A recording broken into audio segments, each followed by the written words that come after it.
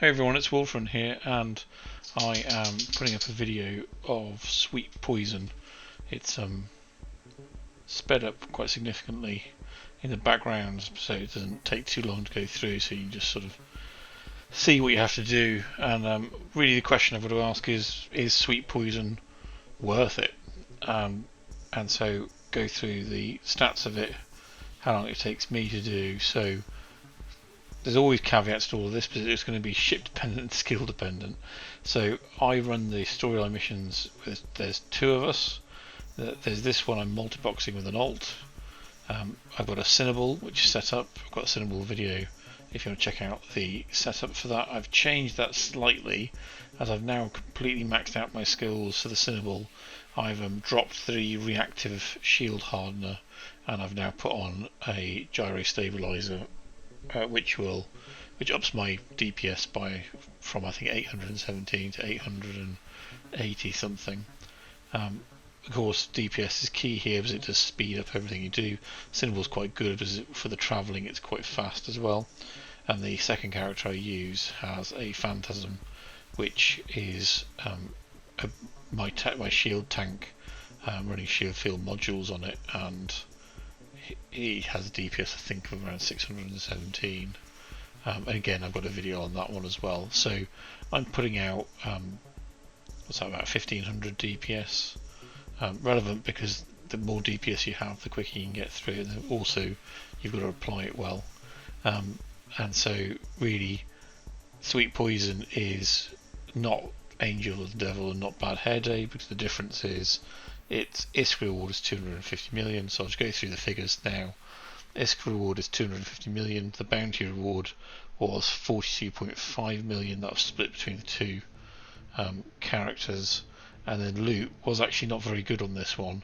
I picked up some modules that I was able to sell. I will send quite a lot of modules off to reprocess into the minerals.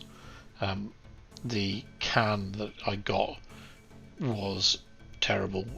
I think it was 1 point something million, so made a massive loss on that. So you can get more loot, but on my one I worked out I think the loot's probably worth about 30 million. So the total is about 320 million. The Sweet Poison itself took me 2 hours 15 to do it, and you got to bear in mind I can do Bad Hair Day in about 2.5 hours, maybe 2 hours 15 if at a push. And the difficulty with Sweet Poison and all the T10s is not that they're particularly hard as long as you've got the ships for them.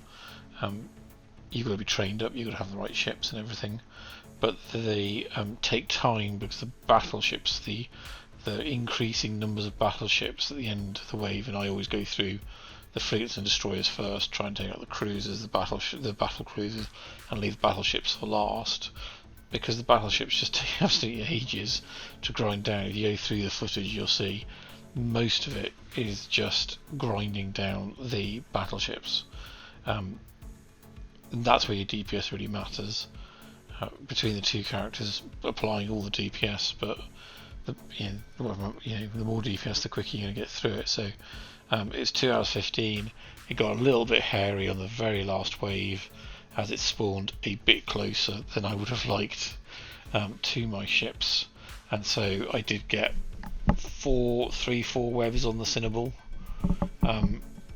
but now that I'm set up with this tankier fit, it was able to take that. I went down to half shield, but between that and the shield field modules of the Phantasm, I was able to do that, and of course tear through the ships that are bothering me, get a bit of space, and then reset. So I was really happy that that didn't have a problem. So yeah, so a total I made 320 million minus the tax for the bounties and the ISK for the rewards. So you also got to bear in mind it's going to depend what your tax rate is. But if we say 320 million, most people pay 10% tax on it, which would be 32 million, so you'd be lucky to walk away from Sweet Poison with 300 million actually in your bank. And well, I don't know. I think it might be worth it. Because you can buy, and if you buy Sweet Poison, it will cost you about 145 million on the market at the moment. So you've already lost half of what you've made if you bought it to grind the mission, and that means your ISK per hour would drop to, what's that, 75 million, a bit less than that maybe, 65, 70 million an hour. Sort of, there's a bit of an RNG involved in it. It depends on the loot crate. It could always turn out to be really good. It could turn out to be not very good, like it did for me. So if it turns out to be really good, you could bump that value up quite a bit. So that's making pretty decent ISK. 65, 70 million is realistically what you're going to be doing if you're running it like I am. If you're running it solo, if I was running it solo with my Cinnable, I think it would take me about 4 hours to do, maybe a little bit less. Let me know if you can do it quicker solo. So that obviously cuts your ISK per hour right down, probably down to the 25 to 30 million bracket. And if you're going to do it by news missions, you've also got to think that the news missions themselves don't pay that much ISK. And that they take a long time in order to get. I mean, I picked up Sweet Poison this time because I had done a bunch of the news missions, and the last main one popped up, and I took it and ended up with Sweet Poison. But it's not a regular occurrence. It doesn't happen very quickly. I've done a video on whether it's worth effectively grinding the news missions or whether it's worth just buying the storylines. So if you want to know the answer to that question, check out that video that goes into that. Which I'll link in the description below. But so, I mean, yes, I think it's probably worth it. Sweet Poison is one of the easier ones, I think, to do.